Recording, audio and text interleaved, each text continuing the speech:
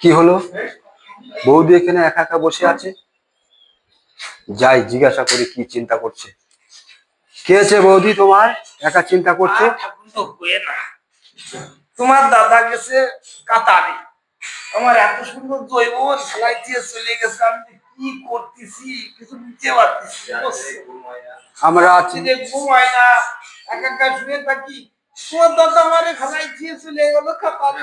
চিন্তা করো না, চিন্তা করো না, আমরা তো আছি বৌদি, আমরা তো আছি, ঠিক আছে, কোনো সমস্যা নেই, আমরা আছি, কোনো চিন্তা নেই। আমার এত সুন্দর জৈবন সেলাই দিয়ে চলে গেছে, আমি কি করব?